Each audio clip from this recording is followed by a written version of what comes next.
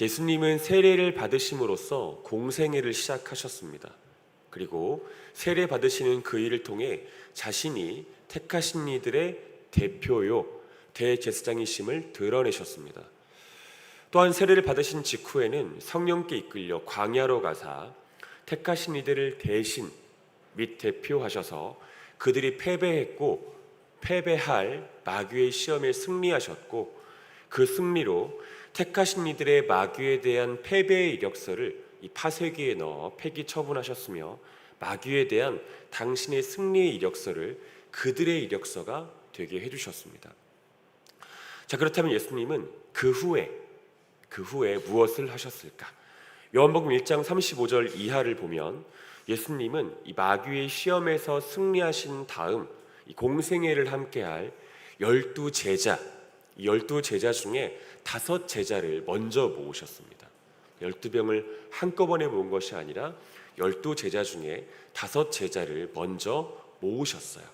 자, 그들의 이름은 안드레, 시몬 베드로, 세베대의 아들 요한, 빌립, 나다나엘입니다.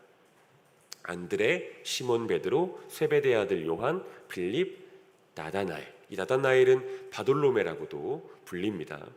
자, 알다시피 예수님께서 제자들을 모으신 것은 우리가 창세기 성경 공부를 하면서 배운 이 가나안 신화 속 여러 신들처럼 자신의 노동을 대신 감당해야 될 존재로 제자를 모으신 것이 아닙니다.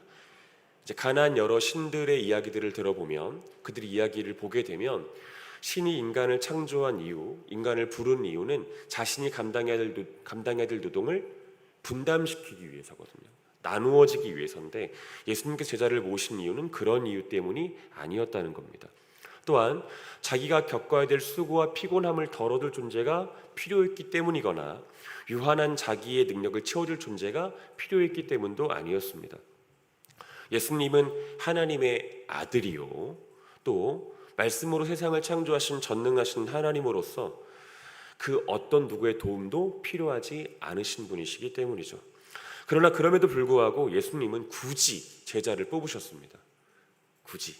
참고로 예수님께서 제자를 뽑으신 구체적인 이유에 관해서는 제가 나중에 예수님께서 12제자를 산에서 부르시는 이 말씀이 성경에 기록되어 있는데, 그 말씀을 살펴볼 때 조금 더 상세하게 말씀드리도록 하고, 오늘은 그 중에 2가지만 말씀드려보도록 하겠습니다. 첫 번째, 예수님께서 마귀의 시험에서 승리하신 다음에 곧바로 제자들을 뽑으신 것은 이 사랑의 교제를 원하시는 예수님의 속성으로 인한 자연스러운 결과였습니다. 사랑이라고 하는 예수님의 속성, 또한 사랑의 교제를 원하시는 예수님의 이 신적 속성으로 인한 아주 자연스러운 결과였다는 거죠. 이 사도 요한이 자신의 서신인 요한 1서를 통해 수차례 반복하여 증언하는 것처럼 예수님은 사랑 자체이신 분이죠. 사랑 자체이신 분입니다. 언제나 사랑하기를 원하시는 분이시고, 또한 사랑의 교제를 나누기를 원하시는 분이세요. 사랑이 결핍되어 있기 때문이 아니라 사랑 자체이신 분이기 때문입니다. 그리고 그러한 당신의 속성에 따라 매우 자연스럽게, 또한 매우 의식적으로 어떤 이들을 사랑과 교제의 대상으로 택하여 불러주셨으니 그들이 곧 제자들입니다. 따라서 예수님께 택함받은 이 시대의 사람들은 어떤 대단한 일을 계획하고 하나님을 위한 어떤 위대한 일을 생각하기보다 예수님과 사랑을 나누는 일, 그분과 교제하는 일에 더 큰 힘을 쏟아야만 됩니다. 어떤 대단하고 위대한 일을 하나님을 위해서 계획하고 생각하기보다 예수님과 사랑을 나누는 일에, 예수님과 사랑의 교제를 누리는 일에 더 큰 힘을 쏟아 부어야 된다는 겁니다. 여러분, 로렌스 형제, 이 로렌스 형제라는 사람이 쓴 하나님의 임재 연습이라는 아주 작은 책이 있습니다. 마음 먹으면 1시간 안에 읽을 수 있는 책인데, 이 하나님의 임재 연습이라고 하는 책에서 로렌스 형제는 하나님의 사람들은 모든 일상과 심지어 노동 속에서도 하나님의 임재를 경험할 수 있고 하나님과 사랑을 나눌 수 있다, 하나님과 사랑의 교제를 누릴 수 있다고 말합니다. 로렌스 형제의 말은 전적으로 옳습니다. 그러나 로렌스 형제의 말이 우리들의 일상에서 실제가 되기 위해서 이 많은 이들이 고리타분하게 여기는 그것부터 먼저 회복이 되어야 됩니다. 예수님과 온전한 사랑을 누리기 위해서, 예수님과 온전한 사랑의 교제를 누리기 위해서는 마땅히 많은 이들이 고리타분하다고 여기는 그것에 집중해야 되고, 그것부터 회복된 일들이 시작이 되어야 돼요. 그게 무엇이겠습니까, 여러분? 예배죠. 기도입니다. 찬양입니다. 성경 읽기입니다. 성도의 교제입니다. 이것부터 회복이 되어야 되는 거죠. 이것부터 회복이 되어야 로렌스 형제가 그의 책 하나님의 임재 연습에서 이야기했던 일상 속에서의 하나님과의 사랑과 사랑의 교제가 가능하게 되는 겁니다. 자, 두 번째, 예수님께서 마귀의 시험에 승리하신 뒤 곧바로 5 제자를 뽑으신 것은 예수님께 누군가가 필요했기 때문이 아니라 누군가가 예수님이 필요했기 때문이에요. 예수님께 누군가가 필요했기 때문이 아닌 누군가가 예수님이 필요했기 때문이라고요.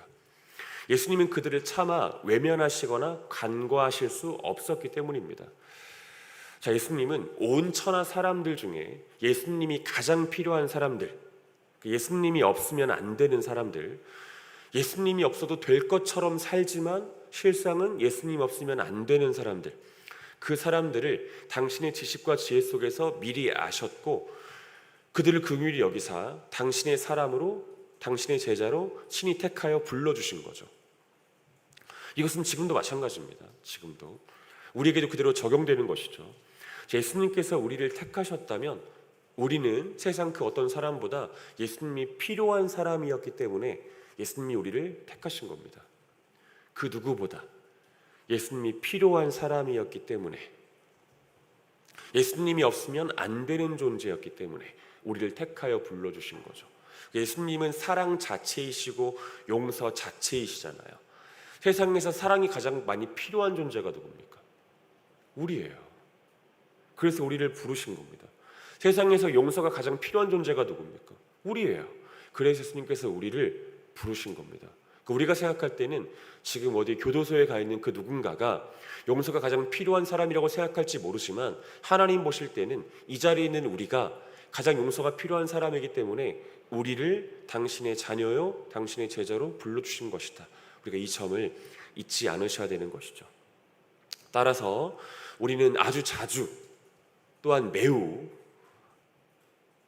주님이 필요하다고, 주님을 원한다고 말해야 됩니다. 주님이 필요합니다. 주님을 원합니다. 매우 자주 말해야 되고 심히 자주 말해야 되며 전적으로 자주 말해야 돼요. 그것만큼 예수 그리스도의 마음, 우리를 향하신 그 마음, 그 첫 마음 첫 감정을 북돋는 소리가 없기 때문입니다. 자, 오늘 본격적으로 본문을 살펴보도록 하겠습니다. 요한복음 2장 1, 2절입니다. 요한복음 2장 1, 2절 읽겠습니다. 시작. 사흘째 되던 날 갈릴리 가나에 혼례가 있어 예수의 어머니도 거기 계시고 예수와 그 제자들도 혼례 청함을 받았더니, 예수님은 마귀의 시험에서 승리하셨고요. 12 제자 중에 5 제자를 먼저 부르셨습니다. 그리고 이 사시던 나사렛에서 얼마 떨어지지 않은 이 갈릴리 가나라고 하는 아주 가난한 동네였는데, 이 갈릴리 가나라고 하는 한 동네 혼인잔치에 초대를 받으셨어요. 결혼식에 초대를 받으셨습니다. 그리고 5명의 제자들과 함께 그 결혼식으로 가셨어요. 그리고 1절을 보니까 그곳에 먼저 도착했던 마리아를 만나게 되셨습니다. 자, 여기서 우리가 설교에 유익할 거라고 판단되기 때문에 제가 마리아가 갈릴리 가나의 혼인잔치에 먼저 도착해 있었던 이유부터 짧게 설명을 한번 드려보겠습니다. 이 설교에 유익할 것이기 때문에 드리는 말씀이니까 잘 들어보세요. 대다수의 성경 해석자들은 이 마리아가 혼인잔치에 먼저 가 있었던 이유는 이 마리아가 이 결혼 예식, 이 혼인잔치의 이 혼주와 매우 가까운 관계였기 때문이라고 봅니다. 친족이었거나 아주 가까운 친구 사이였거나 아니면 지인 관계였거나 아주 가까운 관계였기 때문이라고 봐요. 그리고 그 혼주가 이 마리아에게 혼인잔치의 전체 일정 중에 음식에 관한 부분에서 책임자 역할을 부탁했기 때문으로 봅니다. 결혼식에서 제일 중요한 건 뭡니까? 밥이죠. 결혼식에서 중요한 건 신랑 입장도 신부 입장도 아닌 밥입니다. 밥. 이 움직여가는 부분에서 책임자 역할을 부탁했기 때문에 마리아가 먼저 혼인잔치에 가 있었을 거라고 봐요. 자, 그런데 우리는 방금 읽은 요한복음 2장 1, 2절 이 구절 속에서 마리아에 대한 호칭이 일반적이지 않다는 것을 발견할 수가 있습니다. 자, 본문을 보니까 요한복음의 기자인 사도 요한은 마리아를 표현함에 있어 그녀의 이름인 이 마리아가 아닌 예수의 어머니로 기록해요. 예수의 어머니. 이 방금 읽은 구절에서만은 또 아닙니다. 이 사도 요한은 요한복음을 기록하는 내내 그녀의 이름을 단 한 번도 안 밝혀요. 마리아 이름을 한 번도 안 씁니다. 모두 하나같이 예수의 어머니라고만 기록해요. 요한복음을 기록하는 내내 그렇습니다. 자, 일단 이것은 이 사도 요한, 요한복음의 기자인 사도 요한이 하나님으로부터 그리스도 중심적인 사고방식을 선물 받은 사람인 것을 드러내는 것입니다. 그리스도 중심적인 사고방식을 가진 사람, 그런 사람을 하나님께서 그를 세우셨음을 드러내는 것이에요. 다시 말해서 이 요한복음의 기자인 사도 요한은 그 어떤 한 사람의 이름보다 예수님의 이름이 더욱더 분명히 드러나야 한다는 내적 감동을 하나님으로부터 선물 받은 것이고, 자기에게 주신 그 감동을 따라 마리아를 단지 예수의 어머니라고 표현하고 있는 것입니다. 참고로 말씀을 드리면 그는 자기 자신에게도 동일한 기준을 적용해요. 자기 자신에게도. 그는 그가 기록한 성경 속 여러 책들, 어떤 책들이 있습니까? 요한복음, 요한 1, 2, 3서, 요한계시록이 있죠. 총 5권의 책을 기록하게 되었는데, 그가 기록한 성경 속 책들 중에서 이 특별한 목적을 가진 책인 요한계시록을 제외하고 요한복음을 비롯한 요한 1, 2, 3서를 기록하는 내내 마리아의 경우와 마찬가지로 자기 이름을 한 번도 안 밝힙니다. 자기 이름을 안 밝혀요. 그저 예수님이 사랑하시는 제자 혹은 장로라고 자신을 밝힐 뿐이죠. 여러분, 예수님은 참된 자, 의로운 자에 관해서 이렇게 말씀하십니다. 요한복음 7장 18절 보겠습니다. 요한복음 7장 18절입니다.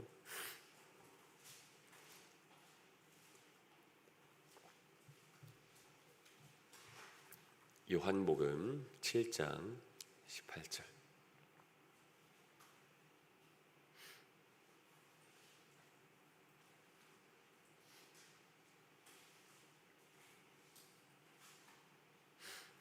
네, 같이 읽겠습니다. 요한복음 7장 18절입니다. 읽습니다. 시작.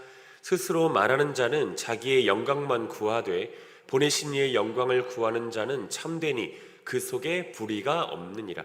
스스로 말하는 자는 자기 영광만 구하되 보내신 이의 영광을 구하는 자는 참되니 그 속에 불의가 없느니라. 예수님의 말씀이죠. 방금 읽은 말씀은 1차적으로는 참되고 의로우신 예수님의 자기 증언입니다. 예수님 자신이 자신을 증언하시는 거예요. 즉 예수님은 참되고 의로운 자신의 영광이 아닌 오직 아버지 하나님의 영광만을 구했다고 말씀하시는 겁니다. 그러나 방금 읽었던 요한복음 7장 18절 말씀은 예수님을 자신의 대표요 대제사장으로 삼은 모든 사람들에 관한 말씀이기도 합니다. 자, 그들은 예수 그리스도로 인하여 참되게 되었고요, 의롭게 되었습니다. 예수 그리스도로 인하여 참되게 되었고 의롭게 되었어요. 그러니까 여러분들도 하나님 보실 때 이미 참된 존재고 의로운 존재인 거죠. 그런 이들에게는 마땅히 맺어야 될 열매가 한 가지가 있는데, 그것은 바로 자기의 영광을 드러내는 것이 아니라, 자기의 이름이나 자신의 무엇인가를 드러내는 것이 아니라 그를 보내신 분, 또한 그를 조성하신 분, 그를 세우신 분, 그를 부르신 분, 삼일체 하나님이죠. 삼일체 하나님의 영광을 드러내는 것이 그 열매입니다. 열매. 예수 그리스도께서 참되게 하시고 의롭게 하신 사람들이 맺는 마땅한 열매.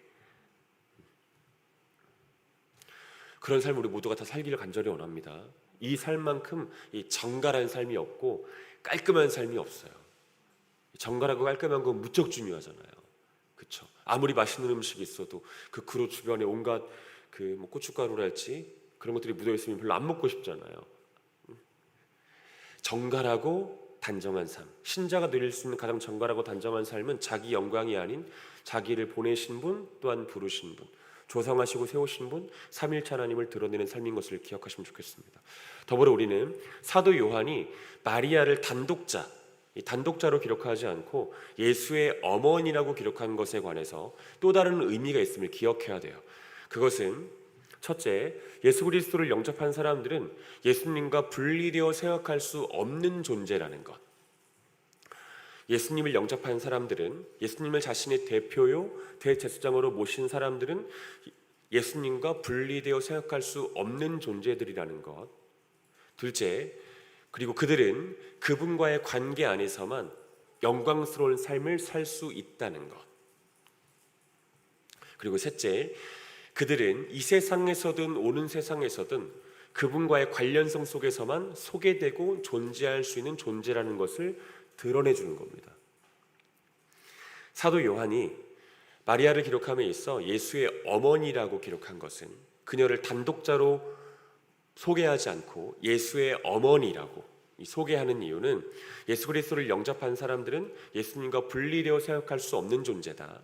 그리고 그분과의 관계 안에서만 가장 영광스러운 삶을 살 수 있는 존재다.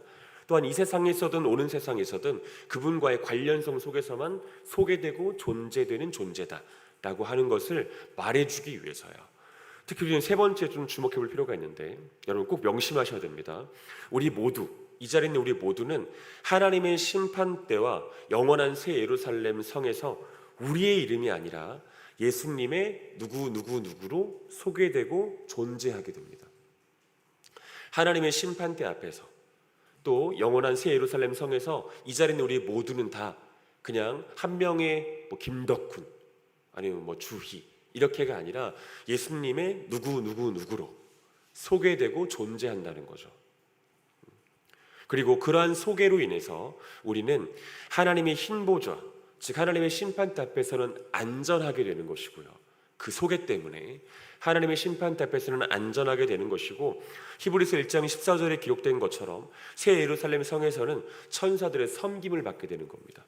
그러한 소개로 인해서, 예수님과 연결된 그런 소개로 인해서 하나님의 흰 보좌, 즉 하나님의 거룩한 심판대 앞에서는 안전하게 되고, 또 히브리서 1장 14절에 기록된 것처럼 영원한 새 예루살렘 성에서는 천사들의 섬김까지 받게 되는 것이라고요.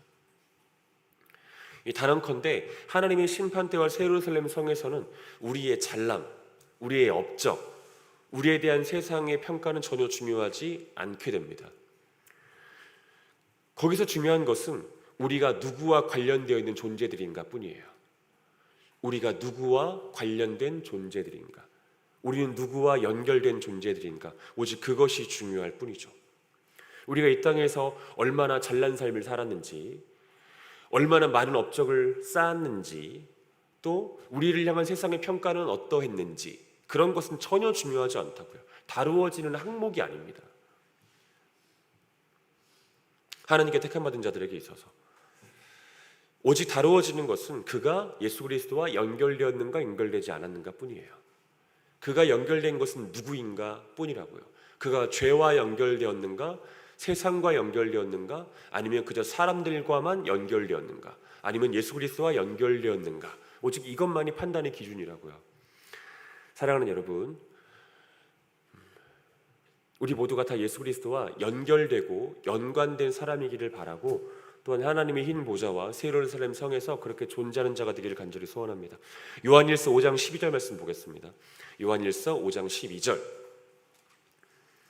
요한일서 5장 12절.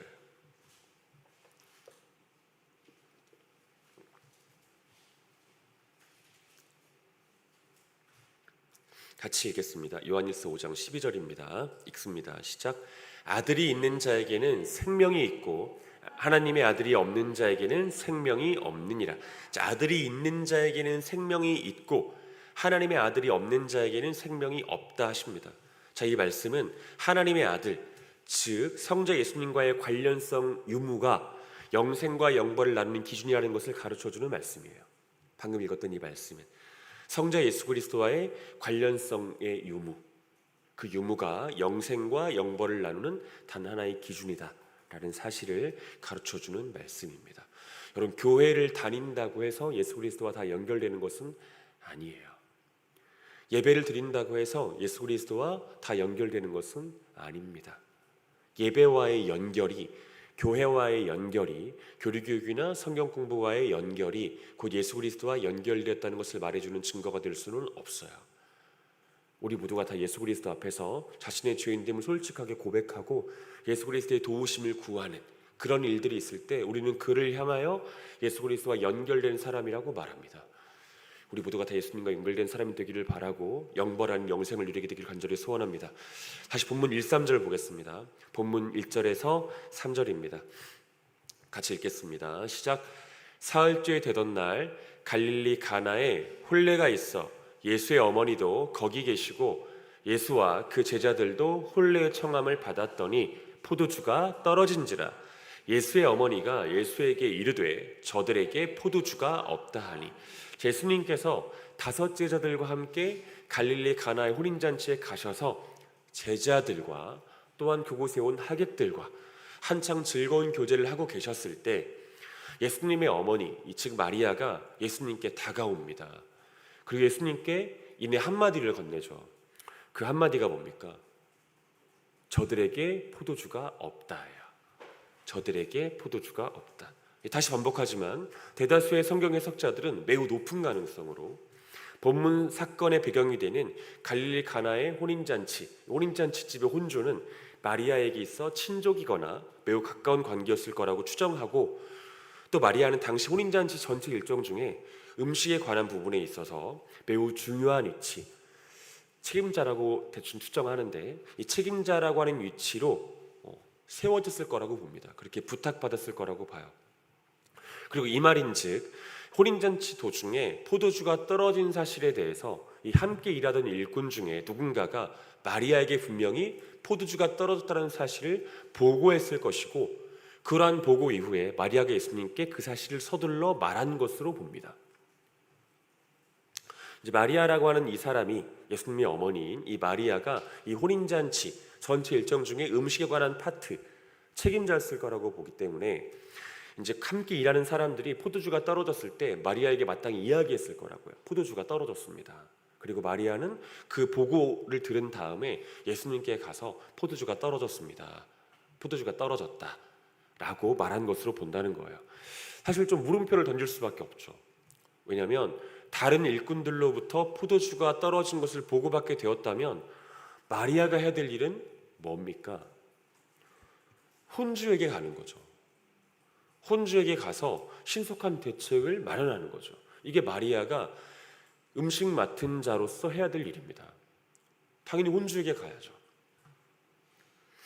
자, 그도 그럴 것이 당시 사회적 배경 속에서 이 혼인집에 포도주가 떨어졌다는 것은 이 잔치에 초대된 이들을 무시하는 처사로 간주됐어요. 혼인잔치를 열었는데 포도주가 떨어지거나 음식이 떨어지면 하객들을 무시하는 것으로 봤다고요. 놀리는 것으로 본 겁니다. 하객들을. 그리고 혼인집이 고소를 당하거나 소송에 휘말리기도 했던 매우 중대한 사안이었어요. 실제로 그런 일들이 심심치 않게 있었다고 해요. 더군다나 본문에 기록된 가나안 혼인집의 경우에 포도주가 떨어진 시점이 오늘 본문에 보니까 7일 동안에 이어져야 될 혼인잔치 기간 중에 겨우 사흘이 지났을 때예요. 3일 지났을 때. 당시 유대 사회 속에서 혼인잔치는, 이스라엘 사회 속에서 혼인잔치는 7일 동안 이어졌거든요. 7일 동안, 어떻게 7일 동안 했는지 모르겠지만 저는 7일 동안이라는 혼인잔치를 이루었는데 그 중에 3일째 되던 날에 포도주가 떨어진 것입니다.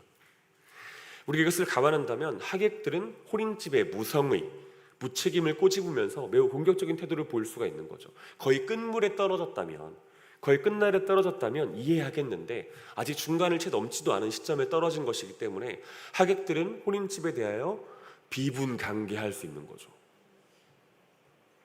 그런데 그런 상황 속에서 마리아는 혼주가 아닌 예수님을 찾았습니다. 그리고 포도주가 없다고 말했어요. 사실 이것은 엄밀한 의미에서 포도주가 필요하다는 간청이에요. 저들에게 포도주가 없다라고 말하는 것은 포도주가 필요하다, 포도주를 마련해 다오하는 간청이라고요. 그러니까 여러분들이 부모님에게 용돈 받을 때 돈이 떨어졌다라고 말하면 돈을 주세요 보다 더 큰 간청의 의미를 갖는 거잖아요. 자, 그렇다면 마리아는 도대체 왜 예수님께 포도주를 간청했을까? 혼주가 아닌 예수님께 왜 포도주를 간청했을까? 자, 이에 관해서도 매우 유력한 해석이 있습니다. 즉 혼인잔치가 열린 본문 속 갈릴리 가나는 예수님이 사시던 나사렛과 형편이 매우 비슷한 곳이었어요. 나사렛이나 갈릴리 가나나 형편이 비슷했습니다. 가구수도 비슷하고 인구수도 비슷해요. 그리고 문화, 교육, 경제 수준 역시 비슷합니다. 문화의 수준도, 교육의 수준도, 경제의 수준도 비슷해요. 큰 차이가 없습니다.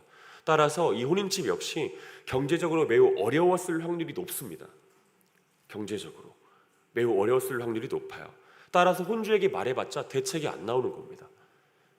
혼주에게 말을 해본들 어떤 대안이 나올 수가 없는 거죠. 그리고 마리아는 이 집의 형편을 매우 잘 아는 사람이었기 때문에 혼주에게 말하지 않은 거다, 이렇게 보는 겁니다. 저는 이 해석이 매우 설득력 있다고 보고 또한 이 해석을 취합니다. 자, 물론 어떤 사람들은 본문에 등장하는 혼인집에서 일한 하인들의 존재 때문에, 이 본문에 보면 하인들이 나오잖아요. 이 하인들의 존재 때문에 이 혼인집이 상당한 재력을 가진 집이었을 거라고 추정하기도 하고 또한 그렇게 주장하기도 하지만, 이 본문에 기록되어 있는 하인은 한 집에 고용된 노예를 뜻하는 둘로스가 아니라 원어로 보면 품앗이를 하는 일꾼, 그리고 자원봉사자를 뜻하는 디아코노스입니다. 품앗이를 하는 일꾼, 자원봉사하는 사람, 그런 사람을 뜻하는 표현이라고요. 하지만 이 모든 것을 감안하더라도 마리아가 예수님에게 찾아가서 포도주가 떨어졌다고 말하는 것은 얼른 이해되지 않는 일이에요. 당시 예수님은 그냥 축하기에 불과하기 때문이죠. 그냥 예수님은 축하하러 온 거예요. 만약에 여러분들이 결혼식 가가지고 밥 먹고 있는데 여러분의 어머니가 여러분들한테 오셔가지고 음식이 떨어졌다, 음식을 좀 마련해달라고 말하면 여러분들은 어떤 마음 드시겠습니까? 어머니 혹시 잘 못 주무셨나? 혹시 아프신가? 생각이 들겠죠. 얼른 이해되지 않는 일이에요. 예수님은 그저 축하기에 불과했기 때문이고, 당시 예수님은 포도주를 구입할 수 있을 만큼의 넉넉한 재정을 가지지도 못했기 때문이에요. 답이 안 나오는 겁니다. 하지만 우리는 이 이야기의 결론을 알고 있어요. 이 이야기의 결론을.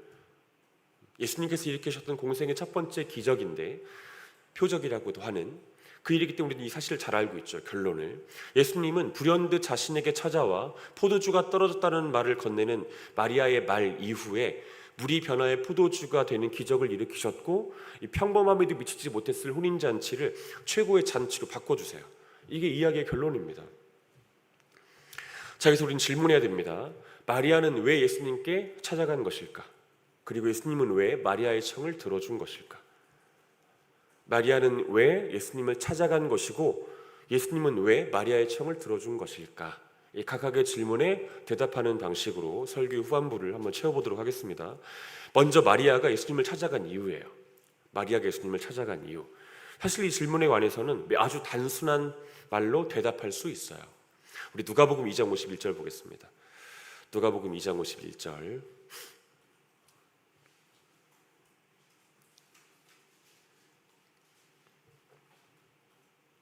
누가복음 2장 51절 함께 읽겠습니다. 시작. 예수께서 함께 내려가사 나사렛에 이르러 순종하여 받드시더라. 그 어머니는 이 모든 말을 마음에 두니라. 예수께서 함께 내려가사 나사렛에 이르러 순종하여 받드시더라. 그 어머니는 이 모든 말을 마음에 두니라.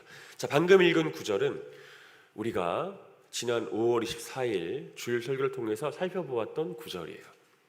예수님에 관한 시리즈 설교 제7번에 해당하는 설교의 본문입니다. 방금 읽었던 본문은 기억나시죠? 당시 설교를 통해서 저는 여러분들에게 12세, 즉 성인이 되신 예수님께서 유월절을 맞아 요셉을 비롯한 사시던 동네 나사렛 사람들과 함께 예루살렘 성전에 올라가셨고, 유월절 기간이 모두 끝난 다음에 홀로 예루살렘 성전에 남아서 종교 지도자들과 토론하시고 그들을 가르치셨다는 사실에 관해서 설교했습니다. 기억하시죠? 그리고 예수님은 자신을 찾으러 온 예루살렘 성전을 되돌아온 요셉과 마리아에게 이 일은 내가 순종해야 될 아버지의 일입니다 라고 말씀했다는 사실에 관해서도 말씀을 드렸습니다. 그리고 다시 나사렛으로 내려가신 다음 요셉과 마리아에게 순종하시는 것을 통해서 그들로 하여금 예수님이 하신 말씀을 기억하게 하셨고 보존되게 하셨다는 말씀도 아울러 드렸습니다. 혹시 기억하시나요? 고맙습니다. 자, 여러분 기억하셔야 됩니다. 비록 완전하지는 않지만 바로 그때부터 마리아의 예수님에 대한 생각과 시선에 중요한 변화가 있었어요. 바로 그때부터 마리아의 예수님에 관한 시선과 생각에 중요한 변화가 있었습니다. 다시 말해서 예수님에게 신적인 능력과 성품이 있으리라는 기대가 시작된 것이라고 보는 거죠. 예수님에게 신적인 능력과 신적인 성품이 있으리라는 기대가 시작된 것으로 보는 겁니다. 물론 전에도 있었지만 더욱더 분명하게 시작된 시점이 이 시점이라고 보는 거예요. 그리고 바로 오늘 우리가 살피고 있는 이 본문 속 사건 속에서 마리아는 예수님께 자신이 기대하는, 또한 자신이 기억하고 있는 신적인 성품과 속성이 발휘되기를 바라는 마음으로 예수님께 나아갔다고 볼 수 있습니다. 자신의 가장 가까운 사람의 가난, 없음, 결핍을 예수님께서 당신의 신적인 속성과 성품으로 채워주실 것을 기대하는 마음으로 예수님께 나아갔다고 볼 수 있는 거라고요. 사랑하는 여러분, 예수님에 대한 이런 기대가 우리 가운데 있기를 바랍니다. 그리고 그 기대를 품고 기도의 처소인 이곳 예배당으로 자주 출입하시기를 바라고, 또한 기도의 골방으로 나아가시기를 바라요. 우리 시편 62편 5에서 7절 말씀 보겠습니다. 시편 62편 5에서 7절. 시편 62편 5에서 7절입니다.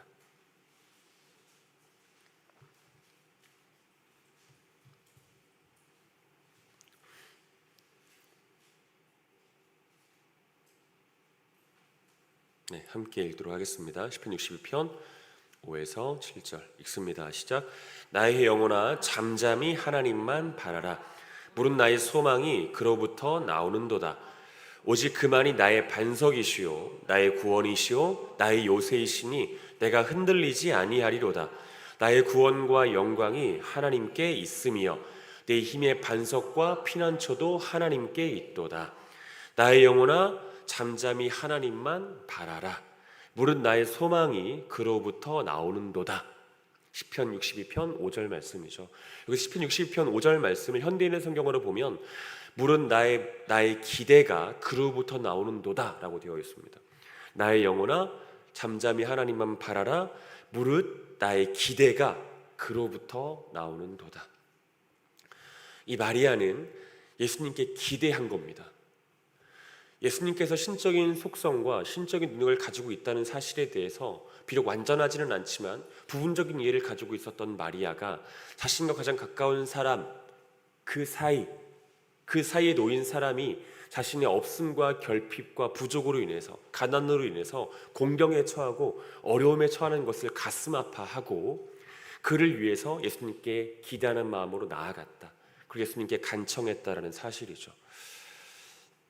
자, 이제 예수님께서 마리아의 청에 응답하신 이유를 살펴보면서 설교를 맺도록 하겠습니다. 예수님께서 마리아의 청에 응답하신 이유를 알기 위해서는 마리아의 청에 대한 예수님의 대답을 살펴봐야 돼요. 예수님의 대답.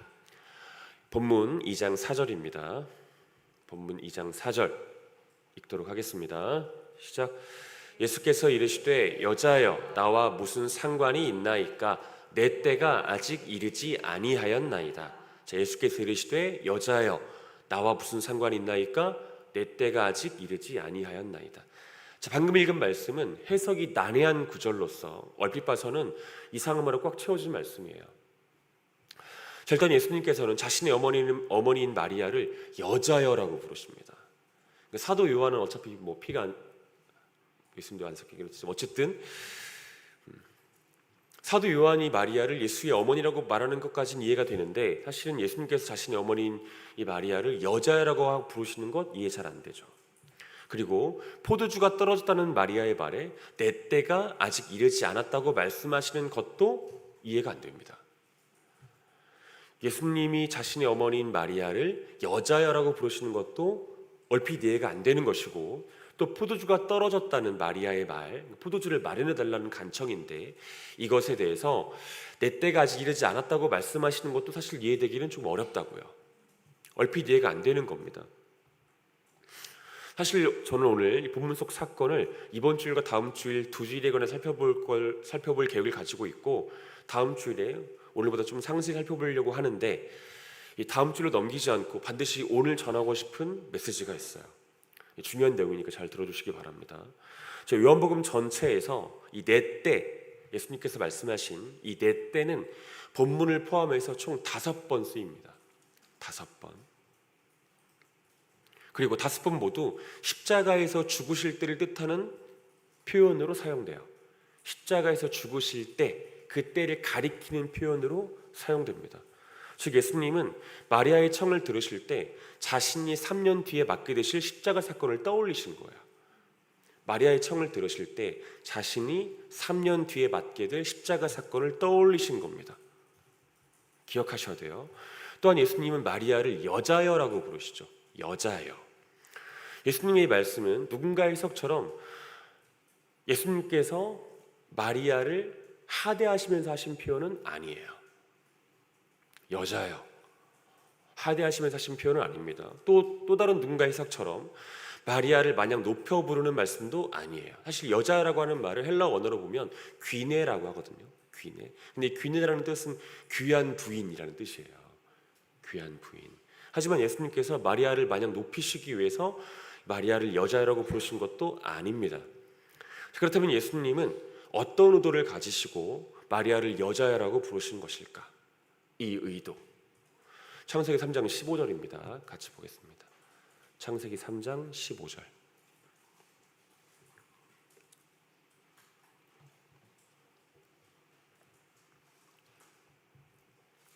창세기 3장 15절.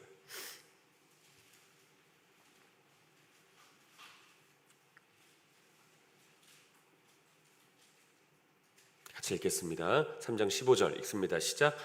내가 너로 여자와 원수가 되게 하고 내 후손도 여자의 후손과 원수가 되게 하리니 여자의 후손은 내 머리를 상하게 할 것이요 너는 그의 발꿈치를 상하게 할 것이니라 하시고, 내가 너로 여자와 원수가 되게 하고 내 후손도 여자의 후손과 원수가 되게 하리니 여자의 후손은 내 머리를 상하게 할 것이요 너는 그의 발꿈치를 상하게 할 것이니라 하시고, 방금 읽은 창세기 3장 15절 말씀은 일명 원복음으로 불리는 말씀입니다.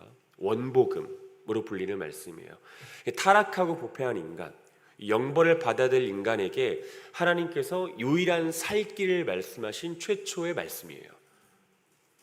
타락하고 부패한 인간, 영벌을 받아야 될 인간에게 하나님께서 유일한 살 길을 말씀하신 최초의 말씀, 창세기 3장 15절, 일명 원복음입니다. 자, 하나님은 이 말씀을 통해서 죽을 수밖에 없는 너희들을 위해 아담의 씨와는 상관이 없는, 즉 아담의 범죄와는 상관이 없는 존재를, 여자의 후손이죠. 여자의 후손을 이 땅에 보내실 것이고, 그로 하여금 뱀의 머리, 여기서 말하는 뱀의 머리는 마귀와 죄의 머리예요. 마귀의 머리, 죄의 머리, 죄책과 죄성이죠. 마귀와 죄의 머리를 밟게 하실 것이라고 말씀하셨습니다. 하나님께서는. 그리고 거기에 하나를 더 말씀하시는데, 그 과정 속에서 여자의 후손은 뱀에게 상함을 입게 될 것이라고도 말씀하셨어요.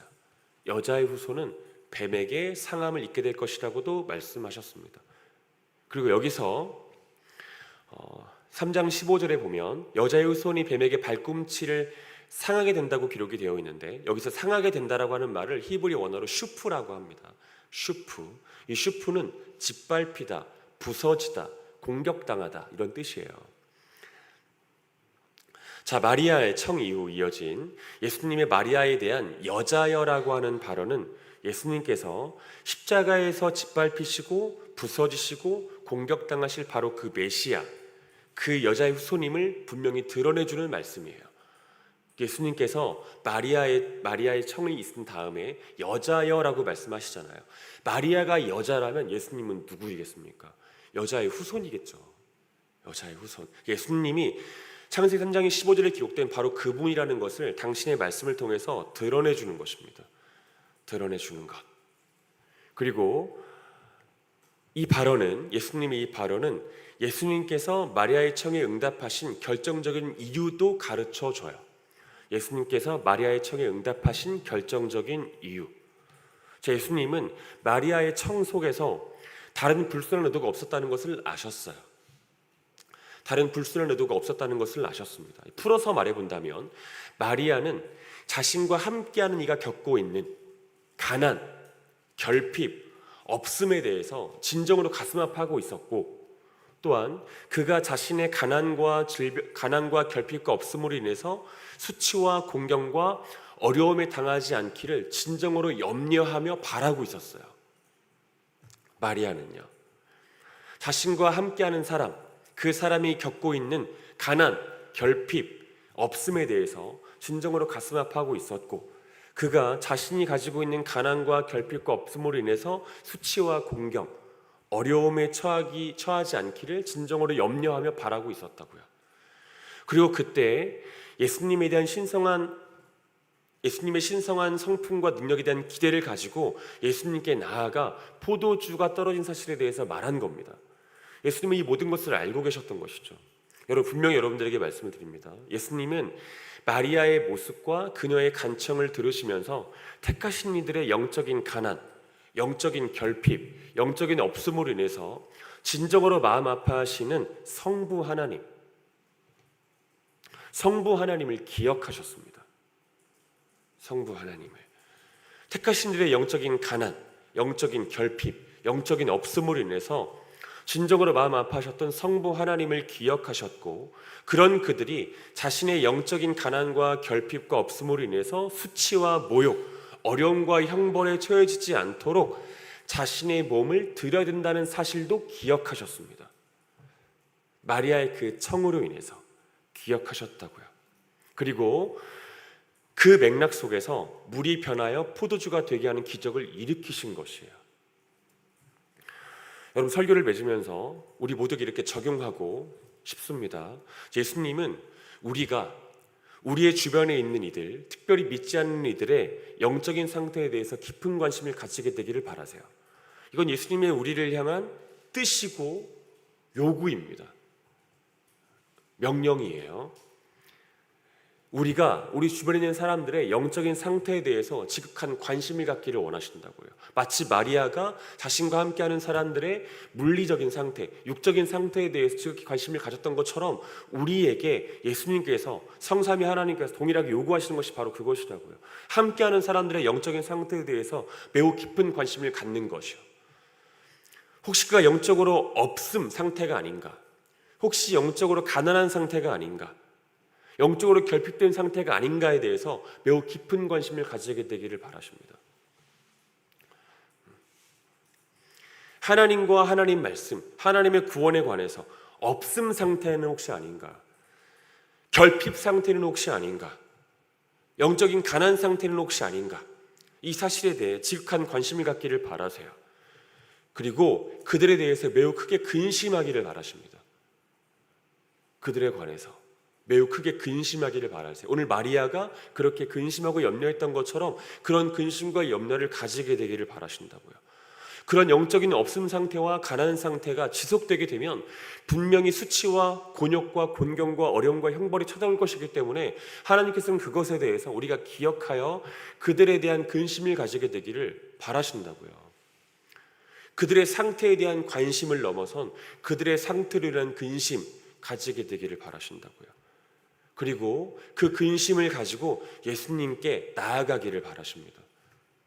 예수님에 대한 기대를 가지고 예수님께서 당신의 신적인 성품과 능력으로 그들의 영적인 결핍 상태에서 벗어나게 해주실 것에 대한 기대를 가지고 예수님께 나아가기를 바라신다고요. 예수님께. 여러분, 오늘 본문 속 사건은 단지 예수님이 포도주가 떨어진 혼인잔치에 포도주를 채워주셨다, 이 물을 바꾸어 포도주가 되게 해주셨다 라고 하는 사실만 우리들에게 말해주는 것이 아니에요. 여러분들에게 제가 말씀드렸던 이 내용을 지금 다루고 있는 본문인 것입니다. 사랑하는 여러분, 우리 교회는 예배 시간의 상당 부분을 설교에 할애합니다. 설교회. 얼핏 50분 정도, 제가 그 이상 설교할 때도 좀 있기는 하지만 설교하더라고요. 끝난 다음에 교리교육도 하죠. 그리고 성경 공부도 합니다. 가르치는 일들이 많은 교회가 우리 교회예요. 저는 그것이 교회 역할이라고 생각하기 때문에 그렇게 하는 겁니다. 제가 염려하고 근심하는 것 중에 하나는 우리가 머리만 커지는 것이에요. 머리만. 가슴은 쉽고 머리만 뜨거워지고 머리만 커지는 거. 정말 근심되는 부분 중에 하나거든요. 물론 아무리 그렇지도 머리가 안 커지는 경우도 많아서 그것도 근심이기는 하지만 어쨌든 머리만 커지고 머리만 뜨거워지고 가슴 눅눅해지는 것에 대한 두려움의 제한이 있습니다. 근심이 있고. 여러분들은 여러분 주변에 있는 사람들을 바라볼 때 진짜 근심 가지고 바라보십니까? 이 사람이 이렇게 살다가 죽어도 되나? 라고 하는 근심 가지고 바라보십니까? 여러분, 지구가 둥글잖아요. 엄밀히 말해서 땅끝은 우리들의 발 뒤꿈치란 말이에요. 지구가 둥그니까. 예수님께서 말씀하시죠. 오직 성령이 너에게 임하시면 너희가 권능을 받고 예루살렘과 온 유대와 사마리아 땅까지 이르러 내 증인이 되리라라고 말씀하십니다. 예루살렘, 온 유대, 사마리아 땅까지 이르러 내 증인이 되리라라고 말씀하세요. 그러니까 만나는 이들을 바라볼 때마다 이들이 과연 영적인 면에서 부요한가, 채워져 있는가에 대해서 근심하는 사람들로 선다는 거예요. 그들에게 마땅히 그리고 하나님 아버지의 복음을, 아들 예수 그리스도의 복음을 전하는 사람이 된다는 뜻이잖아요. 사랑하는 여러분, 우리 안에 근심이 있기를 바라요. 우리 함께하는 사람들에 대한 근심, 그들의 영적인 상태에 대한 관심, 그리고 그들의 영적인 상태로 인한 근심 있기를 바랍니다. 그리고 예수님 앞에 그들의 상태에 대한 관심과 근심을 가지고 나아가서 그들의 상태를 변화시켜달라고 구한 우리 모두가 되기를 간절히 바라요. 예수님께서는 그 기도에 대해서는 외면하지 않으십니다. 오늘 본문 속에는 그것을 말해주고 있어요. 예수님은 그 기도에 대해서는 외면하지 않으신다고요. 함께하는 이들에 대한 근심과 그들에 대한 염려를 가지고 그들의 상태를 바꾸어 달라고 말하는 그 기도에 대해서는 외면하지 않는다는 것이 오늘 본문이 말씀하고 계시는 말씀의 의미예요. 우리가 사실을 기억하셨으면 좋겠습니다. 여러분, 기도하셔야 됩니다. 함께하는 이들의 영적인 가난, 영적인 결핍, 영적인 없음, 그들의 영적인 상태, 그리고 그런 상태로 인해 맞이할 수밖에 없는 그들의 영적 결국에 관해서, 존재의 결국에 관해서 근심한 우리 모두가 되기를 간절히 소원합니다. 우리 같이 이 시간 기도하도록 하겠습니다. 우리 함께 이 시간 기도할 때 하나님 아버지, 우리와 함께하는 사람들, 특별히 우리와 아주 가깝다고 생각되어지는 사람들, 하나님, 그들의 영적인 상태에 대해서 우리가 매우 큰 관심을 갖게 되기를 간절히 원합니다. 혹시 그들의 영적인 상태가 없음은 아닌지, 결핍은 아닌지, 가난은 아닌지 우리가 큰 관심을 갖게 되기를 간절히 바랍니다. 그리고 더불어 우리가 그들의 영적인 상태로 인한 매우 큰 근심을 가지게 되기도 간절히 원합니다. 근심을 갖게 하여 주시옵소서.